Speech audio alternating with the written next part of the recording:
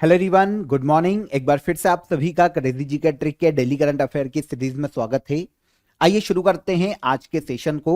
7 जून के सभी current affair को यहां पर हम डिटेल में डिस्कस कर लेते हैं। एक एक फैक्ट, एक एक क्वेश्चन को आराम से सुनिए, एंड तक सेशन को देखिए और क्रेजी जी के ट्रिक के एप्लीकेशन पर जाकर पीडीएफ को कलेक्ट कर लीजिएगा। आप सभी के लिए वहां पर फ्री ऑफ कॉस्ट है। सबसे पहला क्वेश्चन देखेंगे आज के करंट अफेयर का। वर्ल्ड ट्रेड ऑर्गेनाइजेशन के मत्स्य पालन सब्सिडी समझौते को स्वीकार करने वाला 101वां सदस्य देश कौन बना है? तो WTO वर्ल्ड ट्रेड ऑर्गेनाइजेशन के नाम से जाना जाता है। पूरे वर्ल्ड में देशों के मध्य में व्यापार समझौता करवाना, व्यापार को सुगम बनाना और ट्रेड को लेकर पॉलिसीज बनाना, यह वर्ल्ड ट्रेड ऑर्गेनाइजेशन का काम है। इसका एक समझौता है, एक ट्रीटी है जिसका नाम है फिशरीज सब्सिडी एग्रीमेंट। इसे साइन करने वाला वर्ल्ड का 101वां देश बना है हाल ही में निकारागुआ। निकारागुआ की अगर हम मैप पर लोकेशन देखने जाएंगे तो हमको ये सेंट्रल अमेरिका में देखने को मिलेगा। मध्य अमेरिकी देश है निकारागुआ। तो निकारागुआ WTO का 101वां सदस्य देश बन गया है जिसने फिशरी सब्सिडीज एग्रीमेंट को साइन किया है या इस समझौते को एक्सेप्ट किया है। अब यहां पर हमको समझना पड़ेगा कि फिशरीज सब्सिडीज एग्रीमेंट एक्चुअल में है क्या, किससे संबंधित है। तो आपको यह तो समझ में आ गया कि ये जो एग्रीमेंट है WTO का है। इसे WTO ने एडॉप्ट किया था 2022 में। कब एडॉप्ट किया? 2022 में। अब देखिए इसका उद्देश्य क्या है। पूरे वर्ल्ड में इलीगल फिशरीज को रोकना, इसके अलावा ओवर फिशिंग को रोकना, मरीन रिसोर्सेस की बर्बादी को रोकना। ओवर फिशिंग मतलब अगर ज्यादा मात्रा में मछलियों को पकड़ा जाता है समुद्र में से तो वो कहीं ना कहीं जैव विविधता को प्रभावित करता है, जो बायोडायवर्सिटी है उसको इफेक्ट करता है। तो इलीगल फिशरीज को रोकना, ओवर फिशिंग को रोकना और मरीन रिसोर्सेस की बर्बादी को रोकना, यह मुख्य उद्देश्य है। इसके अलावा WTO का यह पहला समझौता है, WTO का पहला एग्रीमेंट है जिसका फोकस सस्टेनेबिलिटी पर है। और इसके अलावा जो समुद्री जैव विविधता है, जैसा कि अभी मैंने आपको बताया, जो मरीन बायोडायवर्सिटी है उसको प्रोटेक्ट करना और उसकी रक्षा करना इस एग्रीमेंट का मेन उद्देश्य है। तो WTO का एग्रीमेंट है और इसे साइन करने वाला 101वां सदस्य देश कौन बना? तो यह बना निकारागुआ। ठीक है, WTO के बारे में यह तो आपको पता चल गया कि संस्था का काम क्या है, संस्था क्या करती है। अगर हम इसकी स्थापना की बात करते हैं तो पहले WTO की जगह पर काम करता था गेट। ओके, एक एग्रीमेंट है माराकेश एग्रीमेंट। मोरक्को का एक शहर है माराकेश, यहां पर माराकेश एग्रीमेंट हुआ था और इसके आधार पर गेट के स्थान पर 1 जनवरी 1995 में WTO की स्थापना की गई। इसका हेडक्वार्टर स्विट्जरलैंड के जेनेवा में देखने को मिलता है और वर्तमान में डायरेक्टर जनरल की बात करें तो नगोंजी ओकोंजो इवेला। ये अभी रिसेंटली हमको क्वेश्चन SSC में देखने को मिला है, तो याद रखिएगा नकोंजी ओकोंजो इवेला वर्तमान में WTO की डायरेक्टर जनरल के पद पर है 2021 से। कुछ समय पहले ही इनकी दोबारा इस पद पर नियुक्ति की गई है। G7 शिखर सम्मेलन 2025 का आयोजन किस देश में किया जाएगा? यहां पर बात हो रही है G7 समिट की 2025 की। तो इसका आयोजन इस साल किया जाने वाला है कनाडा में। आंसर सी। लास्ट ईयर 2024 में G20 समिट, सॉरी G7 की बात हो रही है, G7 समिट का 50वां एडिशन था, 50वां एडिशन था और इसका आयोजन किया गया था इटली में। कहां किया गया? इटली में। आपको पता है भारत के PM नरेंद्र मोदी ने 2024 में जब अपने 3rd कार्यकाल के लिए, तीसरे PM पद के लिए जब शपथ ली थी, तब उनकी पहली विदेश यात्रा कहां पर थी? इटली में थी, क्योंकि उस वक्त उनकी शपथ के बाद जून में ही G7 समिट का आयोजन किया गया था इटली में और वो 50वां एडिशन था। तो ये बहुत ज्यादा इंपॉर्टेंट हो जाता है कि आप इसको याद रख पाए। अब 2025 में जो कनाडा में आयोजित किया जाएगा वो 51वां एडिशन है G7 शिखर सम्मेलन का, है ना। तो G7 समिट का आयोजन कहां पर किया जा रहा है? कनाडा में किया जा रहा है। कनाडा का एक शहर है अल्बर्टा।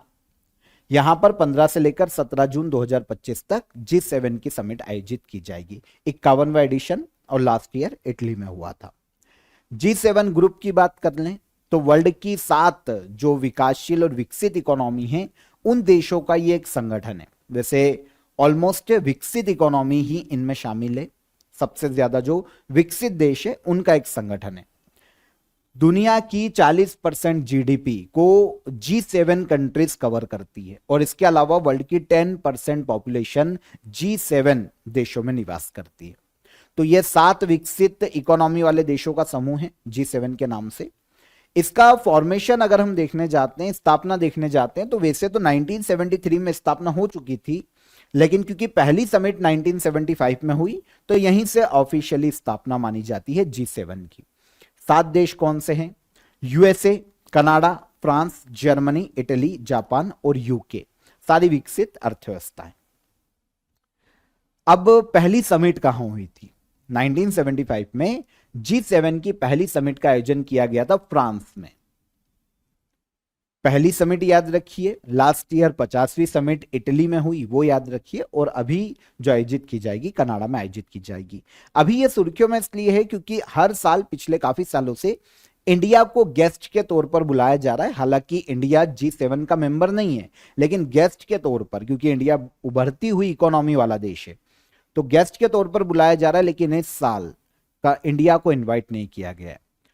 रीजन आप सभी को पता है, कनाडा में जो जस्टिन ट्रूडो की गवर्नमेंट थी तो काफी इंडिया पर उसने एलिगेशन लगाए थे, फॉल्स एलिगेशन लगाए थे कि भैया उनके देश में जो मेंबर मर रहे हैं, जो वहां के नागरिक है, चाहे वो इंडिया के खिलाफ बोलते हों या किसी भी गतिविधि में लिप्त होते हों, तो वहां पर जब उनकी डेथ होती है तो उसने एलिगेशन लगाया था कि इंडिया का इसमें हाथ है, इंडिया की खुफिया एजेंसियों का हाथ है। तो वहां से इंडिया और कनाडा के रिलेशन थोड़े से बिगड़े हुए हैं, तो इसलिए इंडिया को इनवाइट नहीं किया गया है। इसलिए भी इस साल का G7 सुर्खियों में है। वैसे देखिए, कभी इसमें 8 देश हो गए थे। 1998 में रशिया जुड़ा था, लेकिन 2014 में रशिया को फिर से बाहर कर दिया गया G7 कंट्रीज में से। तो अभी 7 मेंबर कंट्री देखने को मिलती है G7 में। विश्व महासागर दिवस हर साल कब मनाया जाता है? विश्व महासागर दिवस या वर्ल्ड ओशियन डे हर साल मनाया जाता है पूरे वर्ल्ड में 8 जून को।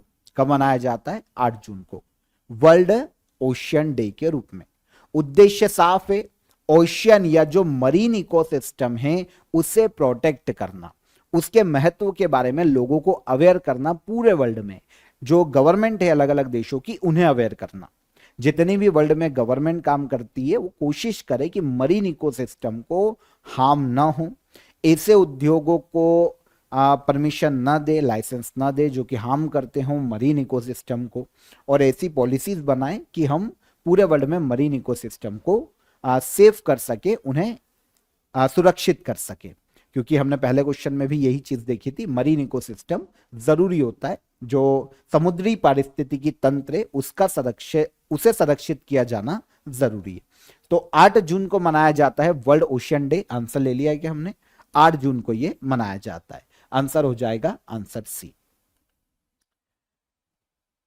समझने की जरूरत है कि ओशियन के क्या क्या फायदे। तो देखिए, लाइफ के लिए काफी इंपॉर्टेंट है। पहली चीज तो ऑक्सीजन देने का भी काम करते हैं पेड़ों के अलावा, क्लाइमेट को कंट्रोल करते हैं, क्लाइमेट चेंज को रोकने में सहायक हो सकते हैं, और इसके अलावा काफी सारी स्पीशीज जो कि बायोडाइवर्सिटी को संतुलित करने के लिए जरूरी है वो मरीन इकोसिस्टम में हमको देखने को मिलती है। तो इसीलिए काफी सारे कलेक्टिव हमें पर्पस देखने को मिलते हैं वर्ल्ड ओशियन डे को मनाए जाने के।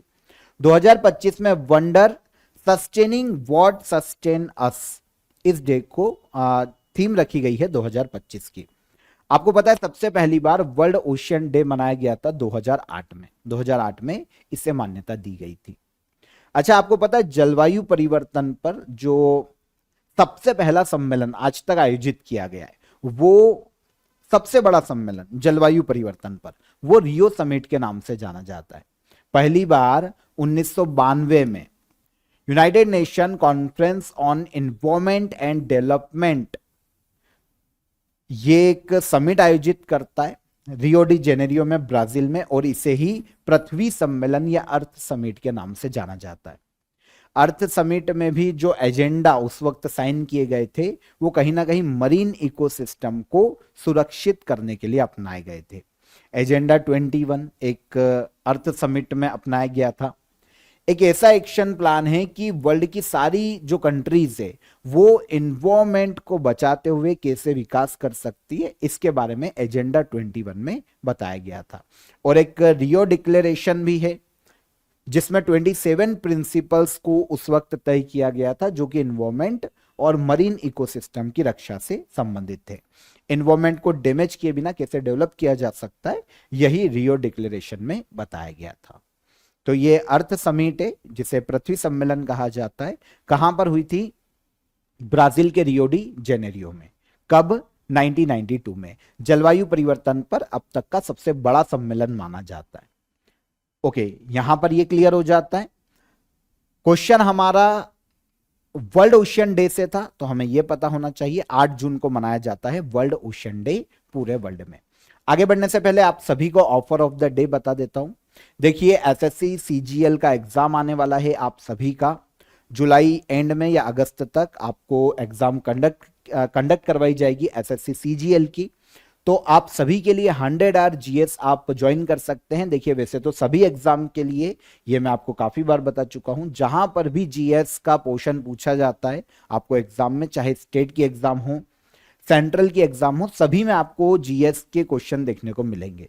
तो सभी के लिए आपके लिए ये बहुत ही काम का है, बहुत ही ज्यादा आपको हेल्प करेगा आपके एग्जाम में। लेकिन यहां पर आपके एसएससी सीजीएल एग्जाम के लिए स्पेशल डिस्काउंट आपको इस पर मिल जाएगा। 500 रुपीज में आप इसे ज्वाइन कर सकते हैं अभी के लिए। डिस्क्रिप्शन में मैं आपको 100 आवर जीएस की लिंक दे दूंगा, वहां से आप जाकर अवेल कर लीजिएगा। आपको 500 रुपीज में काफी अफोर्डेबल प्राइस में अभी के लिए ये अवेलेबल है। इसके अलावा कोई भी आपको डाउट आता है तो हेल्पलाइन नंबर पर कॉल कर लीजिए, व्हाट्सअप कर दीजिए, हमारी टीम आपकी मदद कर देगी। तब तक हम चलते हैं हमारे अगले क्वेश्चन पर। भारत सरकार ने पारंपरिक चिकित्सा के क्षेत्र में निवेश बढ़ाने के लिए किस पोर्टल को लॉन्च किया है? तो इंडियन गवर्नमेंट ने पारंपरिक चिकित्सा के सेक्टर में निवेश को बढ़ाने के लिए एक पोर्टल लॉन्च किया है जिसका नाम है आयुष निवेश सारथी पोर्टल। अच्छा, पारंपरिक चिकित्सा पद्धति क्या? अगर हम ये देखें कि पारंपरिक चिकित्सा पद्धति की अगर यहां पर बात हो रही है तो होता क्या है? देखिए, अगर हम भारतीय शास्त्रों में भी जाते परंपराओं में तो हमको आयुर्वेद के बारे में पता चल जाएगा, है ना, पारंपरिक चिकित्सा पद्धति है। योगा के बारे में पता चल जाएगा। इसके अलावा यूनानी चिकित्सा पद्धति आपने सुना होगा, होम्योपैथी चिकित्सा पद्धति के बारे में आपने सुना होगा।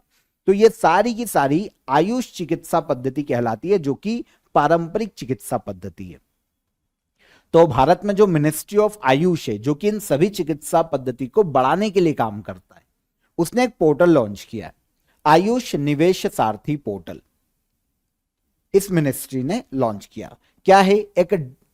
एक ऐसा पोर्टल है, डिजिटल इन्वेस्टमेंट के लिए इसे बनाया गया ताकि जो अलग अलग कंपनीज है, जो इंडिविजुअल्स हैं, वो निवेश कर सके आयुष पद्धति को, पारंपरिक चिकित्सा पद्धतियों को बढ़ावा देने में।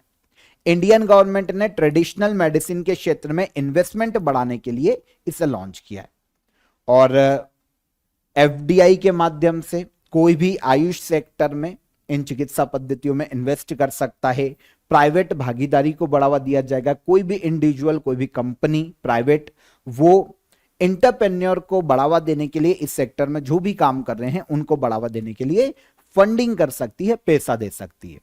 तो आयुष सेक्टर में इन्वेस्टमेंट को बढ़ावा देने के लिए जो पोर्टल लॉन्च किया गया मिनिस्ट्री ऑफ आयुष के द्वारा, वो आयुष निवेश सारथी पोर्टल है। इस पोर्टल पर सारी कंपनी रजिस्टर्ड है जो कि किसी भी प्रकार की चिकित्सा पद्धति के लिए काम करती है। अब इन्वेस्टर इस पोर्टल पर विजिट करेंगे और जिसकी भी इंफॉर्मेशन, जिस भी कंपनी से वो जुड़ना चाहते हैं, उनको इन्वेस्टमेंट दे सकते हैं, उनको पैसा दे सकते हैं इन्वेस्टमेंट के रूप में।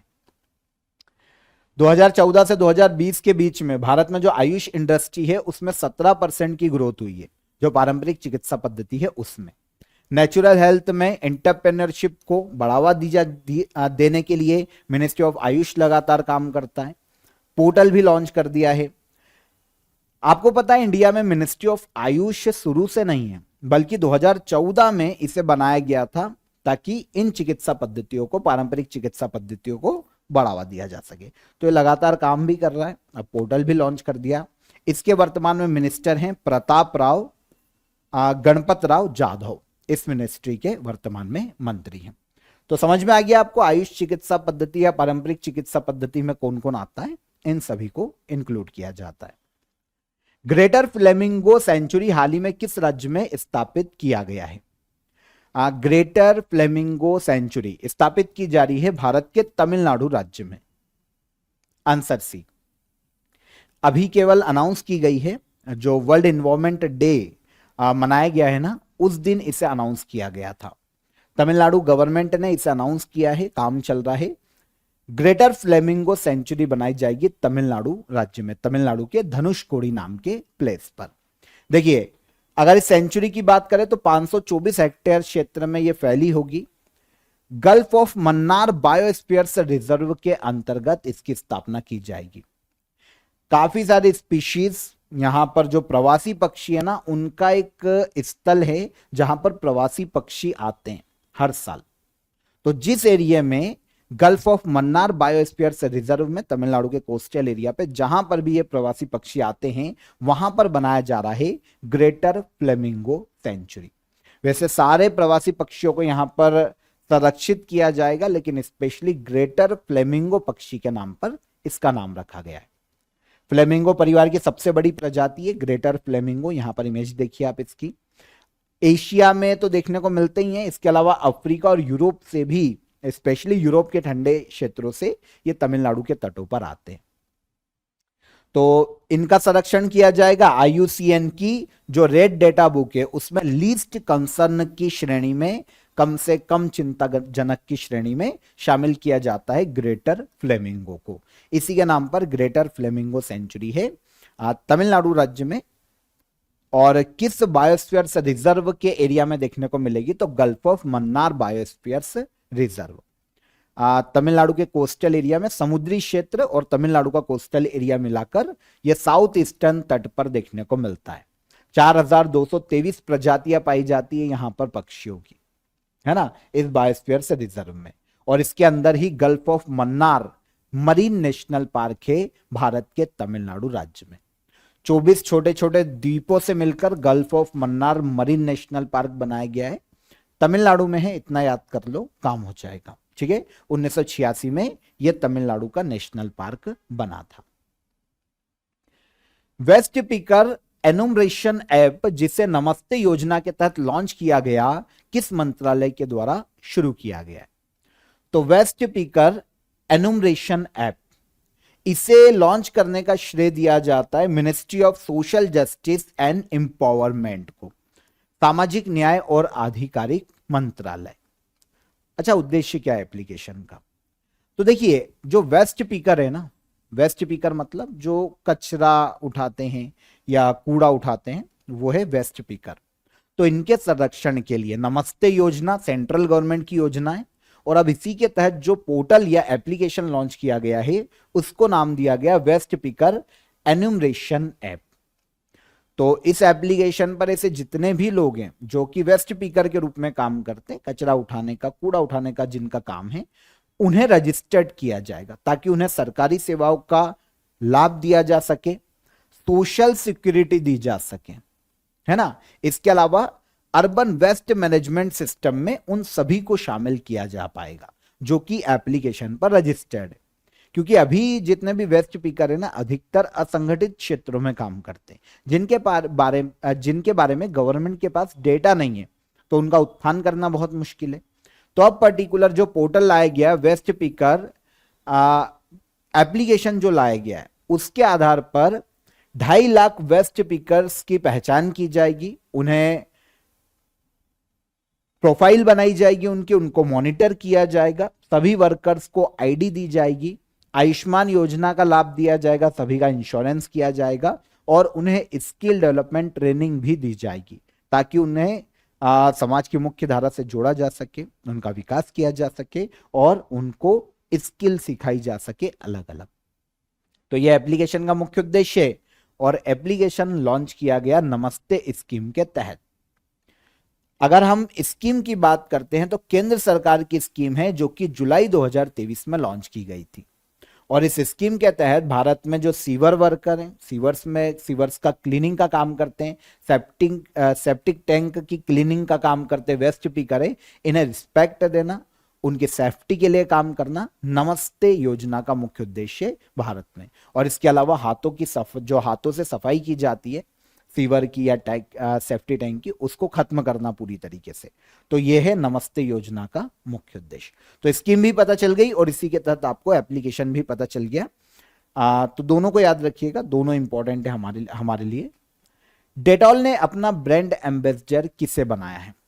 सिंपल सा क्वेश्चन है, बहुत छोटा सा क्वेश्चन है, लेकिन हमको पता होना चाहिए क्योंकि हमने सारे ब्रांड एम्बेसडर पढ़े हैं और नॉर्मली प्यूमा वगैरह के ब्रांड एम्बेसडर हमको एग्जाम में देखने को मिले। तो यहां पर डेटॉल का ब्रांड एम्बेसडर एक लाइन में याद कर लो कि MS धोनी को बनाया गया। क्रिकेटर है ना, MS धोनी डेटॉल के ब्रांड एम्बेसडर बनाए गए हैं। डेटॉल एक कंपनी है, साबुन वगैरह बनाती है ना, हैंड वॉश वगैरह, तो इसके ब्रांड एम्बेसडर है। इसके अलावा जो अदर ब्रांड एम्बेसडर रिसेंटली बने, प्यूमा से क्वेश्चन आया था तो आप इसको याद कर लो, PV सिंधु प्यूमा इंडिया की ब्रांड एम्बेसडर है। ओकले की ब्रांड एम्बेसडर हैं शुभमन गिल।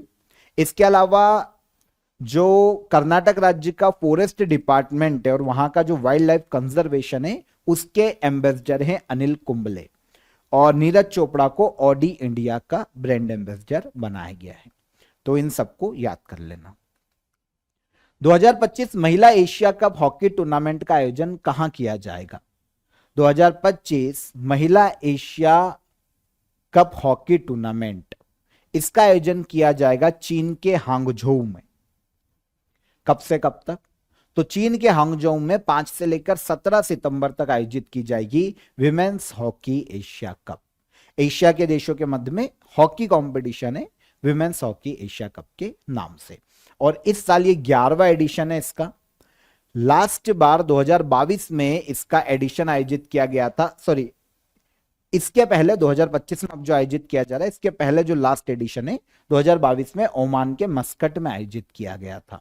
और इस वक्त भारत तीसरे प्लेस पर था। इंडिया ने ब्रॉन्ज मेडल अपने नाम किया था विमेन्स हॉकी एशिया कप 2022 में। अब 2025 में चीन में आयोजित किया जाएगा, चीन के हांगझोउ में। और जो यहां पर जीतेगा वो विनर 2026 में FIH women's hockey world cup के लिए डायरेक्ट क्वालिफाई करेगा, जो कि 2026 में होने वाला है बेल्जियम और नीदरलैंड में। ओके, तो विमेन्स हॉकी एशिया कप हर 4 साल में आयोजित किया जाता है। लास्ट बार 2022 में हुआ था, हमने ब्रॉन्ज जीता। आयोजन कौन करवाता है? एशियन हॉकी फेडरेशन इसका आयोजन करवाता है। जो टीम जीत जाती है वो FIH world hockey women's hockey world cup में डायरेक्ट क्वालिफाई करती है। 2025 में पता चल गया चीन के हांगझोउ में, इसके पहले 2022 में ओमान के मस्कट में। तब विनर रहा था जापान, गोल्ड मेडल मिला। साउथ कोरिया दूसरे नंबर पर सिल्वर मेडल, और इंडिया ने जीता था 2022 में ब्रॉन्ज मेडल। कुसुम सी योजना किस राज्य सरकार द्वारा शुरू की जाएगी? कुसुम सी योजना, ठीक है, सी इसका जो सी है ना, वो आप समुद्री क्षेत्रों से कनेक्ट करके देख सकते हैं। इसे शुरू किया जाएगा कर्नाटक में। कहां पर? कर्नाटक में, ठीक है। कुसुम सी योजना कर्नाटक गवर्नमेंट के द्वारा इसे 11 जून 2025 को शुरू किया जाने वाला है। उद्देश्य क्या है? अच्छा देखिए, अभी केवल पायलट प्रोजेक्ट के रूप में चिक्कबल्लापुर जिले में इसे लागू किया गया है, लेकिन आगे चलकर अगर सफल हो जाता है तो पूरे राज्य में इसे लागू किया जाएगा। और कुसुम सी स्कीम केंद्र की PM कुसुम स्कीम का ही तीसरा फेज के तहत चलाई जा रही। तीसरे फेज के रूप में इसे लॉन्च किया जा रहा है कर्नाटक में, ठीक है। तो कर्नाटक में शुरू किया जा रहा है। किस राज्य में शुरू किया गया, मतलब कहां से इसे वापस शुरू किया जा रहा है? तीसरे फेज के रूप में। इसका उद्देश्य क्या है? कृषि क्षेत्र में सौर ऊर्जा को बढ़ावा देना, पंप्स को सोलर एनर्जी से कनेक्ट करना और किसानों की बिजली पर निर्भरता को कम करना। यह कुसुम सी स्कीम का मुख्य उद्देश्य कर्नाटक में शुरू किया जा रहा है PM कुसुम स्कीम के फेज के रूप में। कहां से? कर्नाटक में पायलट प्रोजेक्ट के रूप में। पूरा नाम है इसका प्रधानमंत्री किसान ऊर्जा सुरक्षा एवं उत्थान महाअभियान, शॉर्ट में PM कुसुम। शुरुआत की गई थी 2019 में PM कुसुम की। Ministry of new and renewable energy इसकी नोडल मिनिस्ट्री। उद्देश्य वही है, सोलर एनर्जी को बढ़ावा देना कृषि क्षेत्रों में। यह पीएम कुसुम योजना का भी उद्देश्य है। इसके तहत किसानों को, पीएम कुसुम के तहत किसानों के खेत में सब्सिडी पर सोलर पंप और सोलर पावर प्लांट लगाए जाते हैं। और पीएम कुसुम स्कीम जो कि 2019 में लॉन्च की गई थी, उसका लक्ष्य रखा गया था उस वक्त कि 2026 तक 34,800 मेगावाट सोलर कैपेसिटी को जोड़ा जाएगा एग्रीकल्चर सेक्टर में। तो ये लक्ष्य था, 2019 में शुरू की गई थी पीएम कुसुम स्कीम। अब इसी के तहत स्कीम कुसुम सी स्कीम को शुरू किया गया है तीसरे फेज के रूप में कर्नाटक के जिले से। लास्ट क्वेश्चन, चर्चा में रहा वोल्कन डी फुएगो ज्वालामुखी कहां स्थित है? तो अभी ज्वालामुखी उद्गार के कारण वोल्कन डी फुएगो वोल्केनो हमको चर्चा में देखने को मिला, और यह देखने को मिलेगा ग्वाटेमाला में। अगर हम ग्वाटेमाला की बात करें तो एक सेंट्रल अमेरिकी देश है ग्वाटेमाला, मध्य अमेरिका में देखने को मिलता है। यहां पर इस ज्वालामुखी में हाल ही में विस्फोट हुआ है। वोल्कन डी फ्यूगो वोल्केनो का नाम है, ग्वाटेमाला का सक्रिय ज्वालामुखियों में गिना जाता है। इस ज्वालामुखी के आसपास के 10 किलोमीटर एरिया को खाली करवाया गया है हाल ही में, और सिक्योरिटी अलर्ट जारी किया गया है। इसी वोल्केनो को वोल्केनो ऑफ फायर के नाम से भी जाना जाता है, वोल्केनो डी फ्यूगो को। ग्वाटेमाला कहां की कंट्री है? तो ये सेंट्रल अमेरिकी देश है। यहां पर जो ज्वालामुखी है जिसकी हम बात कर रहे हैं वो 3763 मीटर की ऊंचाई पर स्थित है, या इतना ऊंचा ज्वालामुखी, एक एक्टिव वोल्केनो। ग्वाटेमाला की कैपिटल है, कैपिटल की बात करें तो ग्वाटेमाला सिटी है। और यहां पर जो करेंसी यूज की जाती है, अगर आप यहां पर लोकेशन देख रहे हैं, ये उत्तरी अमेरिकी महाद्वीप और ये दक्षिण अमेरिकी महाद्वीप, और ये बीच में देखने को मिलेगा हमको ग्वाटेमाला। क्वेटजॉल यहाँ की कैपिटल है, और प्रेसिडेंट के पद पर वैसे पूछे नहीं जाएंगे, बर्नार्डो अरेवालो यहाँ के प्रेसिडेंट के पद पर है। छोटा सा देश है, अरेबियन सी के आसपास देखने को मिलता है, सेंट्रल अमेरिकी क्षेत्र में। ये उत्तरी और दक्षिण अमेरिकी के मध्य का ये जो एरिया है सेंट्रल अमेरिका। तो यहां पर है ग्वाटेमाला, और यहां का जो वोल्केनो विस्फोट के कारण सुर्खियों में रहा, ज्वालामुखी उद्गार के कारण, वो है वोल्केनो डी फ्यूगो। ठीक है, तो यहां पर हमने 7 जून के सभी करंट अफेयर को डिटेल में डिस्कस कर लिया। एक एक फैक्ट, एक एक क्वेश्चन को हमने समझा। अब हम चलते हैं लास्ट डे के करंट अफेयर के रिवीजन को देख लेते हैं। हाल ही में खीचन और मेनार वेटलैंड को रामसर साइट का दर्जा दिया गया है। दोनों साइट भारत में कहां पर है? तो ये दोनों साइट देखने को मिलेगी भारत के राजस्थान राज्य में। इनको मिलाकर भारत में रामसर साइट कितनी हो गई? 91। लद्दाख राजभाषा अधिनियम 2025 के तहत किन 2 भाषाओं को पहली बार लद्दाख की आधिकारिक भाषाएं घोषित किया गया? तो कौन सी है ये? भोटी और पुर्गी। 2025 के क्लाइमेट चेंज परफॉर्मेंस इंडेक्स में भारत की रैंक क्या है? तो ये रैंक है भारत की 10th। हाल ही में चर्चा में रहा सोकोट्रा द्वीप कहां स्थित है? तो सोकोट्रा द्वीप हमको देखने को मिल जाएगा कहां पर? तो ये देखने को मिलेगा यमन, अरेबियन सी में, इंडियन ओशियन में, और देश पूछे तो यमन। विश्व खाद्य सुरक्षा दिवस हर वर्ष किस तिथि को मनाया जाता है? यह मनाया जाता है 7 जून को। मानद रैंक पदोन्नति योजना किसके नेतृत्व में शुरू की गई? इसे शुरू किया गया अमित शाह के नेतृत्व में। उम्मीद पोर्टल किस मिनिस्ट्री के द्वारा लॉन्च किया गया? तो मिनिस्ट्री ऑफ माइनॉरिटी अफेयर उम्मीद पोर्टल लॉन्च किया गया। नेशनल एग्रो री समिट 2025 का आयोजन किस स्थान पर किया गया? इसका आयोजन कहां किया गया है? नई दिल्ली में। राजीव गांधी वन संवर्धन योजना और ग्रीन अडॉप्शन स्कीम का शुभारंभ किस राज्य के मुख्यमंत्री ने किया? हिमाचल प्रदेश राज्य के सीएम ने। और 2025 फीबा विमेंस एशिया कप का आयोजन किस स्थान पर किया जाएगा? तो इसका आयोजन किया जाएगा कहां पर? चीन के शेंझन नाम के शहर में। ये सारे करंट अफेयर कल के सेशन के हमारे रिवाइज हो गए सारे। अब हम देख लेते हैं क्वेश्चन ऑफ द डे का आंसर। देखें, पहला क्वेश्चन था हडसन नदी किस शहर से होकर बहती है? तो हडसन नदी बहती है न्यूयॉर्क यूएसए से। जलियांवाला बाग हत्याकांड किस त्योहार के दिन हुआ था? तो यह हुआ था बैसाखी के दिन। ए आर रहमान ने 2 ऑस्कर किस वर्ष जीते थे? तो ये जीते थे 2009 में। ये तीनों क्वेश्चन के हमारे आंसर हो गए। किस भारतीय वैज्ञानिक को मिसाइल मैन ऑफ इंडिया कहा जाता है? सेकेंड क्वेश्चन, भारत के संविधान का कौन सा आर्टिकल आपातकालीन प्रावधान का वर्णन करता है? नेशनल इमरजेंसी, स्टेट रूल और इसके अलावा फाइनेंशियल इमरजेंसी, तीनों के आर्टिकल बताइएगा। नोबेल पुरस्कार भारत में किसने सबसे पहले जीता था? तो तीनों क्वेश्चन के आंसर कमेंट में कीजिए। सेशन कैसा लगा ये भी बताइएगा। सेशन पसंद आया हो तो वीडियो को लाइक और शेयर कर दीजिए। चैनल पर पहली बार आए हैं तो चैनल को सब्सक्राइब कर लीजिए। कल फिर मिलेंगे नेक्स्ट डे के करंट अफेयर में। तब तक अपना ख्याल रखिएगा। जय हिंद, जय भारत।